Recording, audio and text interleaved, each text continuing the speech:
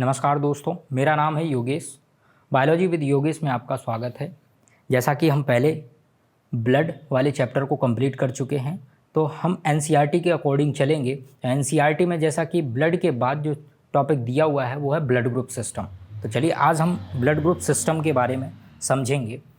तो जो blood group है उसको समझने से पहले आप एंटीजन और एंटीबॉडी का कॉन्सेप्ट समझ लीजिए, क्योंकि यही टर्म इसी पूरे के पूरे ब्लड ग्रुप सिस्टम में चलेगा। तो इसके पहले आप ब्लड ग्रुप सिस्टम समझें, उसके पहले आपको एंटीजन और एंटीबॉडी के कॉन्सेप्ट को समझ लेना चाहिए। तो जैसे कि यहाँ पे एक ह्यूमन सेल बनाया, उस ह्यूमन सेल के सेल मेम्ब्रेन यानी कि प्लाज्मा मेम्ब्रेन के ऊपर कई सारे एंटीजन लगे होते हैं। और ये जो एंटीजन हैं ये हो सकता है प्रोटीन के बने हों, हो सकता है कार्बोहाइड्रेट के बने हों, या हो सकता है दोनों के बने हों। तो जो भी एंटीजन होंगी वो किसी भी सेल के सरफेस एरिया पे लगे हुए होते हैं। जैसे कि ये सेल बनाई, सेल के ऊपर ये सेल मेम्ब्रेन है, सेल मेम्ब्रेन में कई सारे एंटीजन लगे हो सकते हैं। और इन्हीं एंटीजन की जो बाइंडिंग एफिनिटी होगी वो किसी इसी प्रकार के स्पेसिफिक एंटीबॉडी के साथ ही होगी। यानी कि दूसरी भाषा में कहें तो ए टाइप का अगर कोई एंटीजन है तो वो ए टाइप के एंटीबॉडी के साथ ही बाइंड करेगा। ऐसा नहीं होगा कि ए टाइप की एंटीजन है और बी टाइप का एंटीबॉडी है तो ये बाइंड नहीं करेंगे। यानी कि एंटीजन और एंटीबॉडी एक दूसरे के स्पेसिफिक होना चाहिए, तभी ये क्या करेंगे, बाइंड करेंगे। तो जैसा कि आपको हम ब्लड वाले चैप्टर में बता चुके हैं कि जो WBC सेल होती हैं, WBC सेल में जो एग्रेन्युलोसाइट के जो टाइप पड़े थे उनमें बी लिम्फोसाइट जो थी वो एंटीबॉडी का प्रोडक्शन कर रही थी। तो एंटीबॉडी हमारे लिए कैसे होते हैं, प्रतिरोधक क्षमता प्रदान करने वाले होते हैं। तो जब भी कोई बैक्टीरिया, ये जैसे कि मैंने ये बैक्टीरिया बनाया, इस बैक्टीरिया के सरफेस पे भी कई सारे एंटीजन लगे होते हैं और यही एंटीजन हमें हेल्प करते हैं कि हमें हमारे बॉडी में जो एंटीबॉडी हैं वो इन्हीं एंटीजन के खिलाफ एंटीबॉडी जनरेट करके इसी के साथ जाके बाइंड कर जाती हैं और क्लम्प कर जाती हैं। इस तरीके से घेर लेंगी एंटीबॉडी, स्पेसिफिक होंगी ये एंटीबॉडी, सिर्फ इसी एंटीजन के स्पेसिफिक एंटीबॉडी बनेंगी। तो ये इसके साथ बाइंड करके इसको ख़त्म कर देती हैं। यानी कि एंटीबॉडी हमारे लिए हेल्प कर रही हैं। लेकिन एक बात ज़रूर याद रखना है कि जो हमारे बॉडी के अंदर, हमारे सेल के अंदर जो एंटीजन होते हैं वो हमारा इम्यून सिस्टम उनको भली भांति जानता है। ये क्यों ज़रूरी है?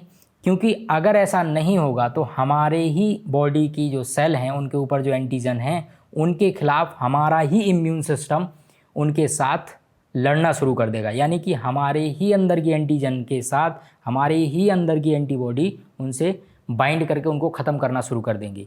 ये चीज़ देखी जाती है उन कैंडिडेट में जिनको ऑटो इम्यून डिसऑर्डर हो जाता है। यानी कि ऑटो यानी कि खुद के ही सेल्स को खुद का ही इम्यून सिस्टम उसके खिलाफ या उसको मारने की जो स्थिति है वो पैदा कर देता है। इसी को कहा जाता है ऑटो इम्यून डिसऑर्डर।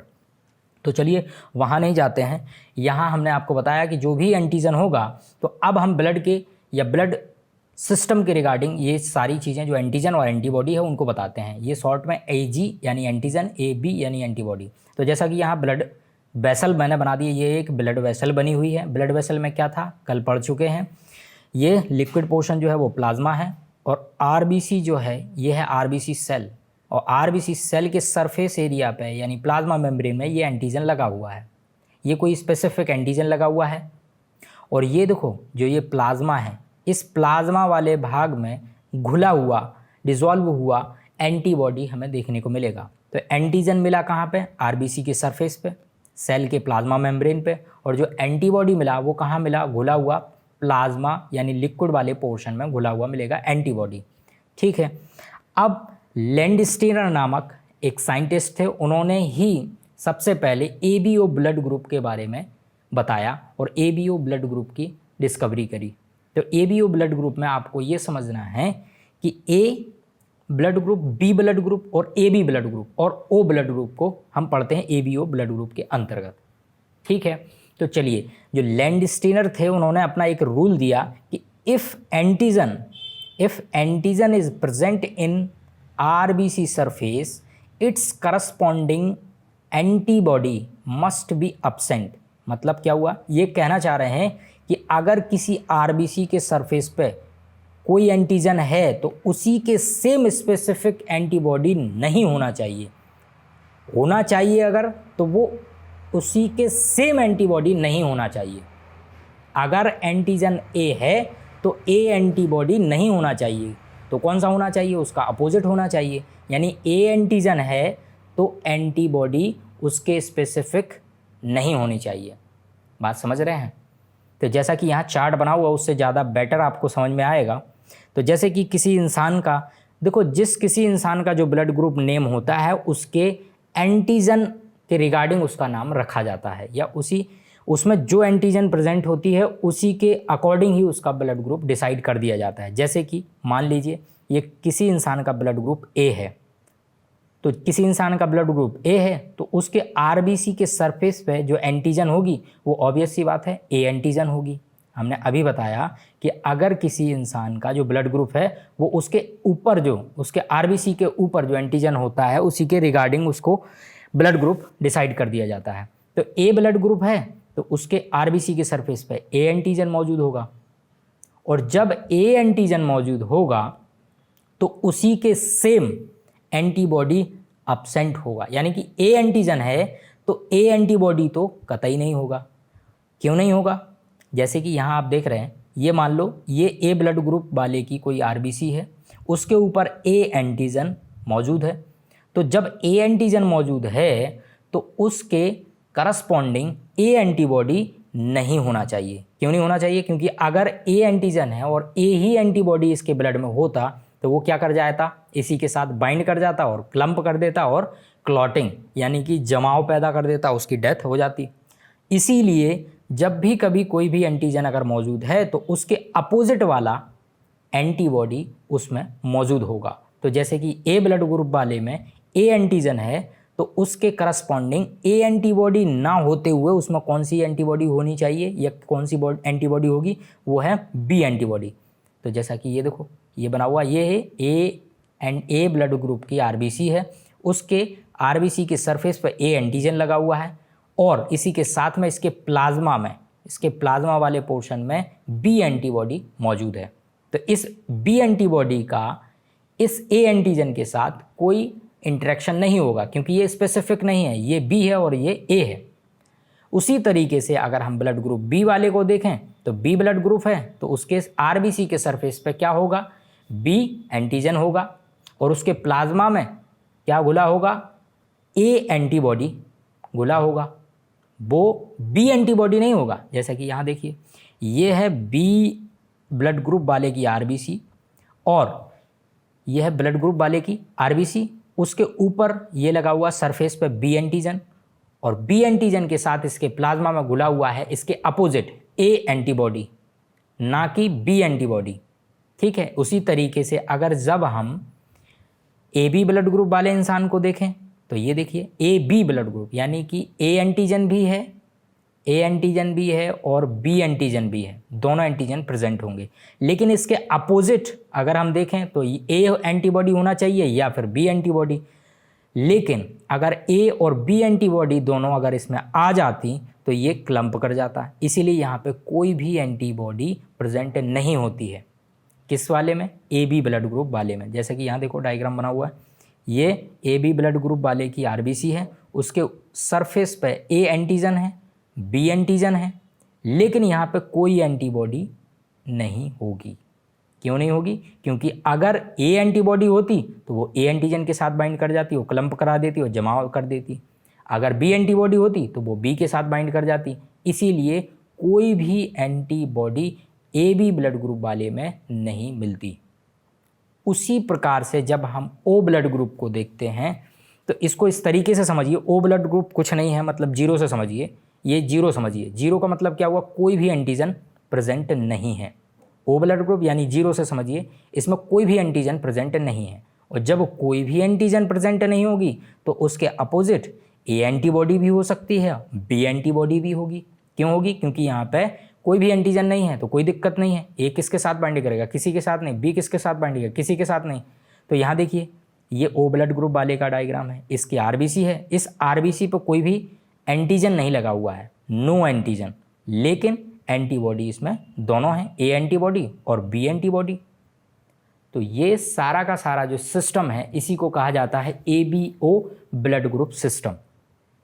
तो आपको समझ आ गया होगा कि लैंडस्टीनर ने अपना जो रूल दिया था उसने बताया था कि जब भी कोई RBC के सरफेस पर कोई भी एंटीजन मौजूद होगा तो वो उसके रिगार्डिंग या उसके करस्पॉन्डिंग स्पेसिफिक एंटीबॉडी उसके ब्लड में, यानी A है तो A प्रकार का एंटीबॉडी नहीं होना चाहिए, यानी कि A एंटीजन है तो A एंटीबॉडी एब्सेंट होना चाहिए।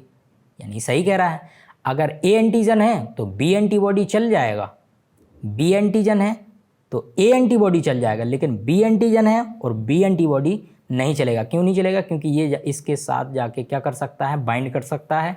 और ऐसे कई सारे एंटीजन सरफेस पर लगे होते हैं और कई सारे एंटीजन अगर एंटीबॉडी के साथ बाइंड कर गए तो वो क्या करेंगे, क्लम्प करा देंगे। और यही चीज़ हम कहाँ देखेंगे, ब्लड के ट्रांसफ्यूजन में देखेंगे। और ब्लड के ट्रांसफ्यूजन में यही सारी चीज़ों, यही सारे कॉन्सेप्ट का ध्यान रखना होता है, तभी हम ब्लड किसी को डोनेट कर सकते हैं या ट्रांसफ्यूज़ कर सकते हैं। तो ये रहा ABO ब्लड ग्रुप सिस्टम। तो चलिए अब ABO ब्लड ग्रुप सिस्टम के बाद इसमें जो नेक्स्ट ब्लड ग्रुप सिस्टम है वो है RH ब्लड ग्रुप सिस्टम। तो RH ब्लड ग्रुप सिस्टम को समझने से पहले आप सिर्फ इतना समझिए कि मैंने जैसे आपको बताया कि ABO ब्लड ग्रुप सिस्टम में क्या होता है, RBC के सरफेस पे एंटीजन लगा होता है और उसके प्लाज्मा में एंटीबॉडी घुला रहता है। लेकिन कुछ इस तरीके के ह्यूमन देखे गए हैं, उनमें स्टडी की गई कि इन एंटीजन के अलावा और भी एंटीजन इसके ऊपर इस RBC के सरफेस एरिया पर मौजूद होते हैं। तो जैसे कि ये यहाँ पे मान लो, ये ABO ब्लड ग्रुप वाला सिस्टम को अगर हम माने तो ये मान लो कोई A एंटीजन इसके ऊपर लगा हुआ है और ये मान लो कोई एंटीजन, ये एंटीबॉडी, ये A एंटीजन इसके सरफेस पे है और B एंटीबॉडी इसके प्लाज्मा में है। इसके साथ साथ इसी के ब्लड में या इसी के RBC के सरफेस पे अगर हमें D टाइप की एंटीजन, D एंटीजन अगर इसके सरफेस पे हमें देखने को मिलेगा तो हम इसको कहेंगे RH पॉजिटिव। D एंटीजन जहाँ प्रेजेंट होगा उसको कहेंगे RH पॉजिटिव, और जहाँ D एंटीजन नहीं होगा उसको कहेंगे RH नेगेटिव ब्लड ग्रुप। ठीक है, समझ आया? जैसे कि यहाँ देखिए ये ब्लड ग्रुप है, मान लो किसी इंसान का ब्लड ग्रुप पॉजिटिव है यानी RH पॉजिटिव है, इसका मतलब क्या हुआ, उसमें D एंटीजन प्रेजेंट होगा, RBC के सरफेस पे D एंटीजन मौजूद होगा।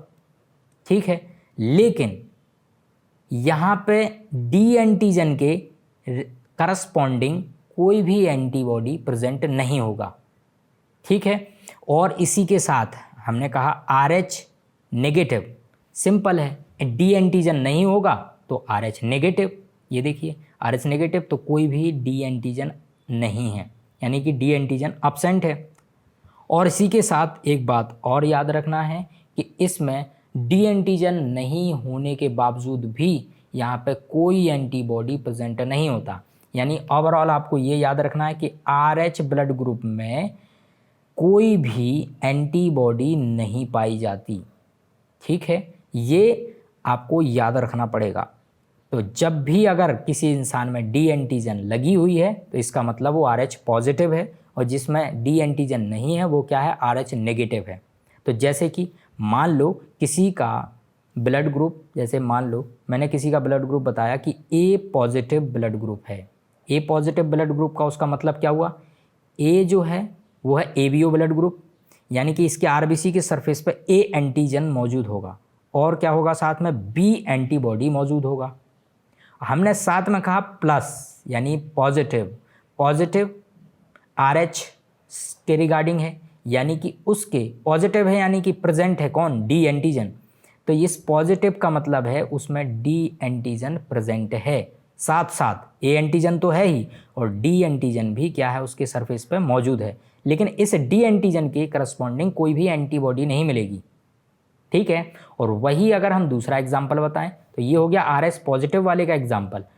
और अगर हम बात करें किसी इंसान का ब्लड ग्रुप है A नेगेटिव, A का मतलब क्या हो गया, उसके RBC के सरफेस पे A एंटीजन है, लेकिन यहाँ लगा हुआ है नेगेटिव, यानी कि RH नेगेटिव, यानी कि क्या मतलब हुआ, उसमें डी एंटीजन अब्सेंट है, यानी कि कोई भी डी एंटीजन मौजूद नहीं है, यानी कि उसके RBC के सरफेस पर कोई भी डी एंटीजन मौजूद नहीं होगा। तो ये जो डायग्राम आप देख रहे हैं, ये इसको हम कह सकते हैं ये कौन सा हो गया, इस पर कोई भी डी एंटीजन नहीं है, तो ए नेगेटिव ब्लड ग्रुप वाले का ब्लड ग्रुप हो गया।